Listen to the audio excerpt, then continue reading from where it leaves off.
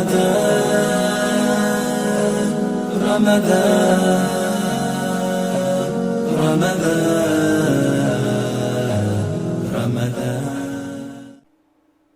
اللہ الرحمن الرحیم، الحمد للہ رب العالمین، والصلاة والسلام علی سید المرسلین وعلی آلہ وصحبہ اجمعین۔ آج ہم صحیح بخاری کی کتاب الفتن کا 17واں باب پڑھیں گے، جس میں وہ فرماتے ہیں کہ باب الفتنۃ التی تموج کموج البحر،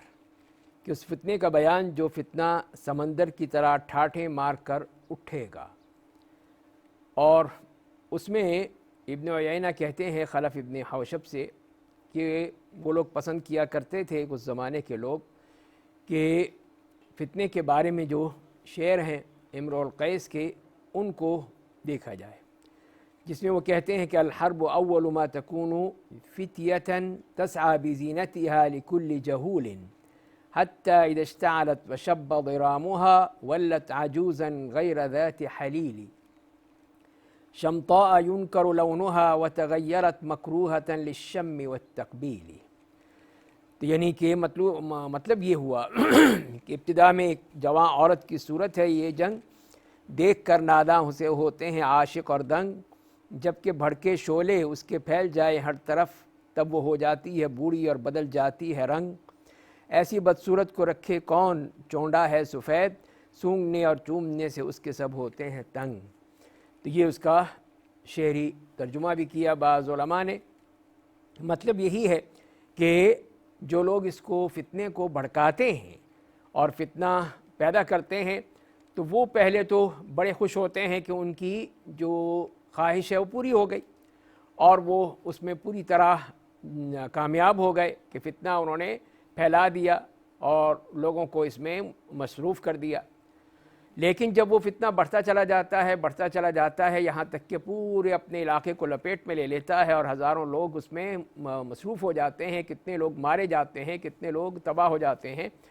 تو یہ سب کچھ ہو جاتا ہے، تو پھر وہ ظاہر ہے کہ پھر کوئی اس کو پسند نہیں کرتا، پھر وہ فتنہ جو ہے وہ انسان کے لیے تباہی اور بربادی کا باعث بن جاتا ہے۔ جیسے کہ ہم نے دیکھا کہ لوگ کسی اور کو کاؤنٹر کرنے کے لیے، اس کے خلاف کسی اور کو تیار کرنے کے لیے، جو انگریزوں کا رول تھا کہ ڈیوائیڈ اینڈ رول کے تحت اس طرح کے فتنے پیدا کیے جاتے ہیں، اور فتنے پیدا کر کے پھر دوسروں کو اس سے ختم کیا جاتا ہے، اور یہی فتنہ جب بڑھ جاتا ہے پھر وہی مصیبت جو ہے وہ اپنے لیے مصیبت بن جاتی ہے اس شخص کے لیے جس نے یہ فتنہ بھڑکایا تھا۔ تو اس طرح پھر یہ چیز جو ہے وہ بڑھتی چلی جاتی ہے۔ تو یہ چیز جو ہے یہ انتہائی خطرناک ہے اس صورت میں کہ جب کہ یہ فتنہ اس طرح اچھا لگتا ہے زینت کے لحاظ سے، اس کے لحاظ سے، لیکن جب کہ وہ بڑھتا چلا جاتا ہے پھر پریشانی ہوتی ہے۔ اور اس کے بعد یہ حدیث لائے ہیں جس میں حذیفہ ابن الیمان رضی اللہ تعالیٰ عنہ فرماتے ہیں کہ بینا نحن جلوس عند عمر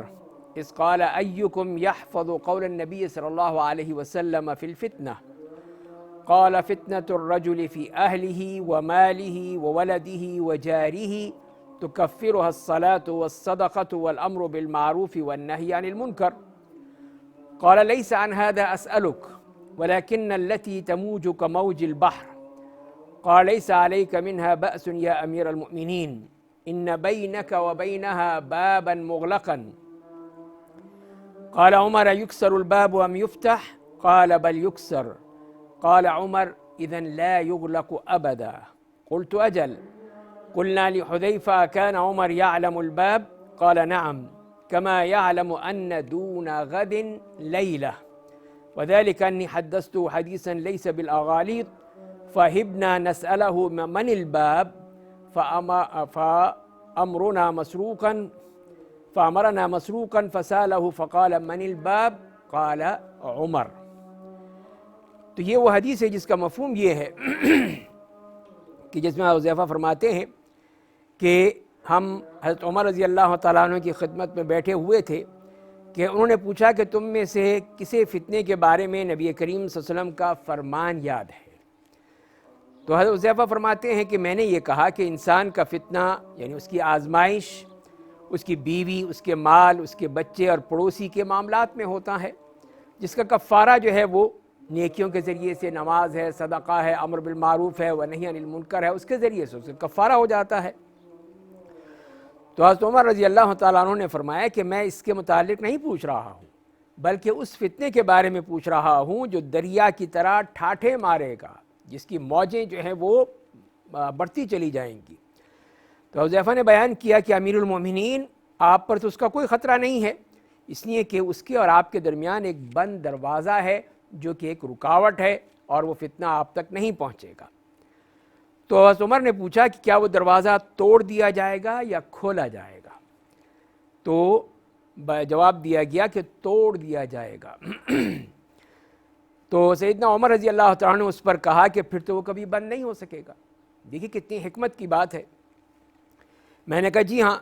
تو ہم نے حضرت حذیفہ سے پوچھا کیا عمر رضی اللہ تعالیٰ عنہ اس دروازے کے متعلق جانتے تھے؟ فرمایا کہ ہاں، جس طرح میں جانتا ہوں کہ کل سے پہلے رات آئے گی، کیونکہ میں نے ایسی بات بیان کی تھی جو بے بنیاد نہیں تھی۔ ہمیں ان سے یہ پوچھتے ہوئے ڈر لگتا تھا کہ وہ دروازہ کون ہے، چنانچہ ہم نے مسروق سے کہا کہ وہ پوچھیں۔ جب انہوں نے پوچھا کہ دروازہ کون ہے تو انہوں نے کہا کہ وہ دروازہ خود سیدنا عمر ہے۔ تو یہ چیز جو ہے، یہ حدیث بہت ہی اس لحاظ سے اہم ہے کہ اس میں انہی فتنوں کے بارے میں نشاندہی کی گئی ہے، کہ جس میں بتا دیا گیا کہ ایک فتنہ تو وہ ہے جس کو ہم آزمائش کہہ سکتے ہیں، اور وہ فتنہ جو ہے وہ صرف انسان کے اپنے اوپر آتا ہے، اس کے مال، دولت، گھر بار، بیوی، بچے، ان کے ذریعے سے آتا ہے۔ جیسے قرآن نے بھی کہا ہے کہ انما اموالکم واولادکم فتنہ واللہ عندہ اجر عظیم، کہ بے شک تمہارے مال اور تمہاری اولاد جو ہے یہ فتنہ ہے، آزمائش ہے تمہارے لیے، اور لیکن اللہ کے ہاں اس کا بہت بڑا اجر ہے۔ تو ظاہر ہے کہ یہ جو فتنہ ہے یہ اسی وقت ہوتا ہے جب آدمی اس کا حق ادا نہیں کرتا۔ ایک شخص حق ادا کرتا ہے، مال کا حق ادا کرتا ہے، زکوٰۃ دیتا ہے، صدقات خیرات کرتا ہے، تو کوئی فتنہ نہیں ہوتا۔ اسی طرح اولاد کے معاملے میں کہ ان کی اچھی تربیت کرتا ہے، ان کی دین کی طرف لے جاتا ہے، دینی ماحول دیتا ہے، دینی تعلیم دیتا ہے، تو وہ پھر صحیح معنی میں ایک مسلمان بن کر ابھرتے ہیں، تو وہاں پر بھی وہ مسئلہ نہیں ہوتا۔ تو یہ اس لحاظ سے وہ فتنہ نہیں بنتا۔ لیکن جہاں پہ ان کو ہم بے مہار چھوڑ دیں تو وہ چیز جو ہے وہ انتہائی خطرناک ہو جاتی ہے، پھر وہ فتنہ جو ہے وہ بڑھتا چلا جاتا ہے۔ تو اسی لیے فرما رہے ہیں کہ یہ جو فتنہ ہے اگر ہو بھی جائے تو اس کے لیے تو کفارہ موجود ہے، یہی عبادات ہیں، نماز ہے، روزہ ہے، امر بالمعروف ہے ونہی عن المنکر ہے۔ یہ چیزیں جو ہیں یہ کفارہ بنتی چلی جاتی ہیں، اور یہ ظاہر ہے کہ اس میں گناہ سرزد ہوتے ہیں۔ پھر جب نیکیاں آ جاتی ہیں تو یہ نیکیاں گناہوں کو ختم کر دیتی ہیں، ان کو بالکل ہی صاف کر دیتی ہیں، جیسے کہ کہا گیا ہے کہ ان الحسنات یذہبن السیئات، کہ نیکیاں جو ہے وہ برائیوں کو ختم کر دیتی ہیں۔ لیکن امیر المومنین سیدنا عمر رضی اللہ تعالیٰ عنہ جو پوچھ رہے تھے وہ کچھ اور پوچھ رہے تھے، کہ وہ یہ کہہ رہے تھے کہ میں یہ نہیں پوچھ رہا، میں اس فتنے کے بارے میں پوچھ رہا ہوں جو کہ جس کی موجیں جو ہے وہ سمندر کی طرح وہ تلاطم والی موجیں ہوں گی، اور وہ پھر انسان کو بالکل ہی حیران و پریشان کر دیتا ہے۔ وہ کون سا فتنہ ہے اس کے بارے میں بتاؤ۔ تو حذیفہ رضی اللہ تعالیٰ نے فرمایا کہ اس سے آپ کو تو کوئی خطرہ نہیں ہے، آپ کیوں پریشان ہوتے ہیں اس میں؟ تو اس لیے کہ آپ کے اور اس کے درمیان ایک دروازہ ہے۔ تو حضرت عمر نے پوچھا کہ وہ دروازہ توڑا جائے گا یا کھولا جائے گا؟ تو کہا گیا کہ وہ تو توڑا جائے گا، اس لیے کہ اگر اس کو کھول دیا جائے تو پھر بند بھی کیا جا سکتا ہے، پھر تو بند کرنا بھی آسان ہے، لیکن جب چیز توڑ دی جاتی ہیں، ٹکڑے ٹکڑے ہو جاتی ہیں، تو پھر اس کو بند کیسے کیا جا سکتا ہے؟ تو بند نہیں کیا جا سکتا۔ تو اسی لیے حضرت عمر نے کہا کہ بات سمجھ گئے فوراً کہ پھر تو بند نہیں ہوگا وہ فتنہ۔ تو یہی چیز جو ہے وہ بتایا ہے کہ ایک دفعہ جب فتنہ پھیل جاتا ہے پھر وہ ختم نہیں ہوتا ہے۔ تو یہی چیز جو ہے انتہائی خطرناک ہوتی ہے کہ فتنہ ایک دفعہ پھیل جائے تو پھر اس کا سدباب کرنا مشکل ہو جاتا ہے۔ تو وہ لوگ جو فتنہ پرداز ہوتے ہیں اور فتنے پھیلانے میں ماہر ہوتے ہیں، وہ اس معاملے میں یہ نہیں دیکھتے کہ اس کا نتیجہ کیا نکلے گا، اس کے بعد کیا ہوگا۔ تو یہی ہوا جب وہ فتنہ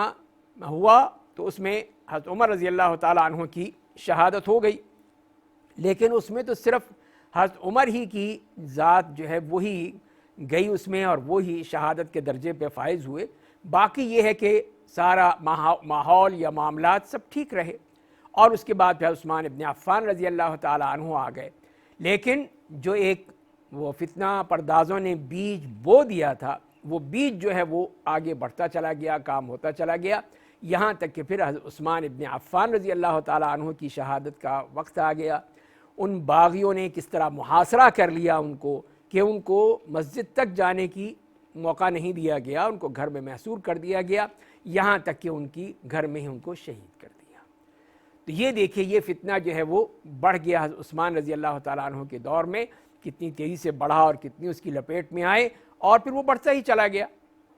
کہ دو موقف بن گئے مسلمانوں کے۔ ایک طرف سے یہ مطالبہ تھا کہ حضرت عثمان رضی اللہ تعالیٰ عنہ کے جو قاتلین ہیں ان سے پہلے قصاص لیا جائے، ان کو سزا دی جائے، ان کو سزا دی جائے اور سر دار لٹکایا جائے۔ لیکن دوسری طرف یہ حضرت علی کا موقف یہ تھا کہ پہلے مجھے کام کرنے دو، میری بیعت کر لو، مجھے مان لو خلیفہ، اس کے بعد میں یہ کام کروں گا۔ تو یہاں پر اگر کوئی آپس میں کوئی معاملات طے ہو جاتے اور آپس میں بات چیت ہو جاتی تب تو مسئلہ ختم ہو جاتا، لیکن نہیں ہوا، اور اس کے بعد پھر ایک اور جنگ شروع ہو گئی۔ تو یہ دیکھیے کہ تسلسل ہے کہ وہ فتنہ پیدا ہوتے ہی اس کے بعد جو دروازہ ٹوٹا ہے حضرت عمر کی شہادت سے، تو اس کے بعد پھر وہ مسئلہ ختم نہیں ہوا، بلکہ بڑھتا چلا گیا، اور پھر کتنے خونریز واقعات ہوئے کہ جس میں ہزاروں مسلمان، لاکھوں مسلمان جو ہیں وہ اس طرح مارے گئے، آپس میں ہی جنگوں سے، آپس میں لڑائیوں سے۔ وہ جو اس لیے آئے تھے کہ وہ اللہ کے دشمنوں سے جنگ کریں گے، جہاد فی سبیل اللہ کریں گے، اللہ کی راہ میں، دین کی راہ میں کام کریں گے، اس کے بجائے وہ آپس میں ہی الجھ گئے، اور دشمن یہی چاہتا تھا۔ دشمن کا اصل مقصد یہی ہے کہ مسلمان آپس میں ہی لڑتے رہیں، آپس میں ہی اختلاف کرتے رہیں، آپس میں ان کی جنگیں جاری رہیں، اور وہ دشمن اپنے آپ پوری طرح آزادی سے جو چاہے کرتا رہے۔ تو اس میں وہ کامیاب ہو گیا، اس نے مسلمانوں کو آپس میں لڑا دیا، اور خود جو ہے وہ مسلمانوں کی جڑیں کاٹنے کے لیے ہر وقت تیار رہتا ہے۔ اسی لیے دیکھتے ہیں کہ ہم مسلمان ملکوں میں کتنی تیزی سے یہ دونوں قسم کے فتنے، فتنۃ الشہوات اور فتنہ شبہات، دونوں تیزی سے پھیل رہے ہیں۔ شہوات کی وجہ سے کتنے ہی بربادی اور تباہی آ رہی ہے، بے حیائی، عریانی، فحاشی، بدکاری، یہ تیزی سے پھیلتی چلی جا رہی ہیں، اور دوسری طرف فتنہ شبہات ہیں جس کی وجہ سے لادینیت، الحاد اور دوسری طرح کی چیزیں جو ہیں اور افکار لوگوں میں، نوجوانوں میں تیزی سے پھیلائے جا رہے ہیں۔ تو یہ ہے دشمن کا اصل وہ مقصد کہ مسلمانوں کو اس طرح بالکل تباہ کر دیا جائے۔ تو یہی ہے کہ اگر وہ لوگ جو سمجھدار ہیں، امر بالمعروف اور نہی عن المنکر کرنا چاہتے ہیں، تو ان کا ہی یہ فرض ہے کہ وہ اٹھیں اور اس طرح یہ دعوت دین دے کر اور گناہوں کا دروازہ بند کر کے نیکی کے دروازے کھول کے اور اس کے ذریعے سے لوگوں کی تربیت کریں، لوگوں کو دین کی طرف بلائیں، تو یہ فتنے جو ہیں وہ کم ہو سکتے ہیں، اور اگر زیادہ اللہ کی توفیق رہی تو ختم بھی ہو سکتے ہیں۔ اصل چیز یہی ہے کہ مسلمان اٹھیں اور اس کے لیے کوشش کریں، تبھی یہ بات بن سکتی ہیں۔ اللہ تعالی ہمیں نیک عمل کرنے کی توفیق عطا فرمائے۔